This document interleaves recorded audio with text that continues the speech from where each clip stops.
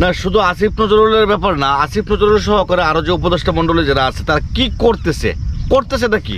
আচ্ছা, 4 মাসের উপর হয়েছে এই অন্তর্বর্তীকালীন সরকার। আপনি দেখেন, উল্লেখযোগ্য সবচেয়ে মানুষের আশা আকাঙ্ক্ষা ছিল যে পিলখানা হত্যাকাণ্ড, যেটা মানে সুগঠিত একটা হত্যাকাণ্ড কে ঘটিয়েছে?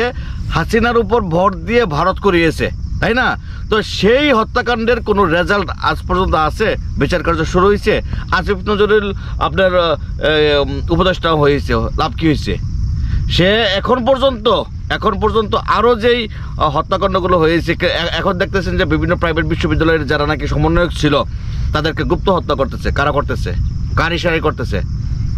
এবং সবচেয়ে আশ্চর্যজনক বিষয় হলো যে ওবায়দুল কাদের 3 মাস বা 4 মাস পর্যন্ত দেশে ছিল, গুপ্ত ছিল।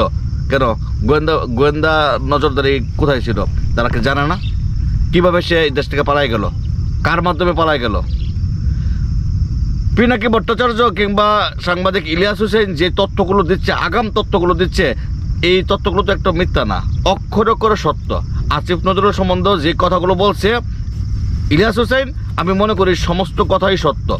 যদি মিথ্যা যদি প্রমাণ করতে পারে, চ্যালেঞ্জ করছে ইলিয়াস হোসেন যে মিথ্যা প্রমাণ করতে পারলে তাহলে সে মানে কি বলছে যে কথাই বলবে না কিংবা যা শাস্তি মেনে নিবে, তাহলে সেই চ্যালেঞ্জ গ্রহণ করুক।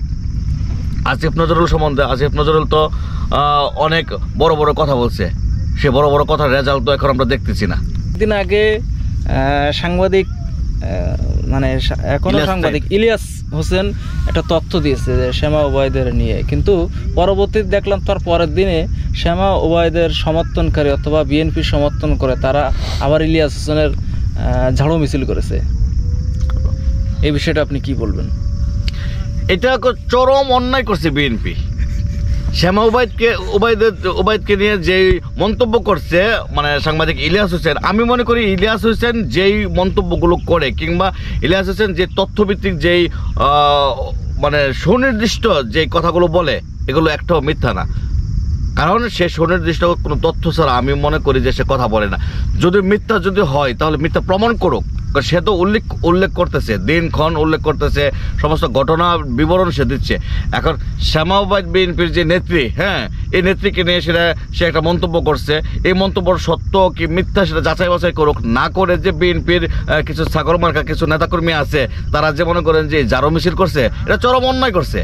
কারণ সে তো কথা বলে দেশের জন্য কথা বলে, কোনো ব্যক্তি কোনো পাঁচাটা গোলাম হইয়া কোনো টাকা খায় সেটা কথা বলে না। যা সত্য, যা দেশের জন্য মানে বলার উচিত তাই সে বলে, তাই না? এখন বিএনপির যে কিছু নেতাকর্মী আছে, বিএনপির মধ্যে কি সবাই কি ভালো নাকি? তা এই যে দেশ নতুন করে 2024-এ যে বিপ্লব সংগঠিত হয়েছে, এরপরে বিএনপি কি করতেছে? বিএনপি কি ভালো কাজ করতেছে? ভালো কাজ তো করে নাই। তারেক রহমান বারবার লন্ডন থেকে মানে দিক নির্দেশনা বারবার দিচ্ছেন। কেন দিচ্ছেন? দিতে হচ্ছে কারণ তার নেতাকর্মীরা উশৃঙ্খল করতেছে, দখলবাজি করতেছে, বিভিন্ন কিছু করতেছে, ঠিক আছে? এবং তাদের মধ্যেই এই যে বিএনপির দলের মধ্যে যে ঘাপটি মারা যে কতগুলো লোক আছে, তাদের কারণেই তো এই আওয়ামী লীগের যে ছাত্রলীগ বলেন, যুবলীগ বলেন, যারা নাকি সুনির্দিষ্ট ক্যাডার তারা সেফ এক্সিট পাচ্ছে, নেতাকর্মীরা সেফ এক্সিট পাচ্ছে।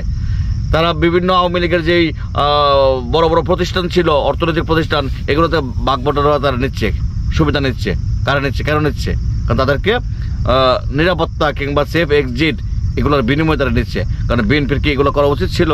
বিএনপির কি করা উচিত ছিল? বিএনপি বাংলাদেশের মধ্যে সবচেয়ে বড় একটা বৃহত্তর একটা রাজনৈতিক দল। তারেক রহমান সেই লন্ডন থেকে দীর্ঘ 16-17 বছর দেশের বাইরে থেকে উনি যেভাবে দলটাকে পরিচালনা করে আসছে সুশৃঙ্খলভাবে, ওনার নেতাকর্মীরা তো মানে স্রোতের বিপরীতে উল্টা পথে চলছে।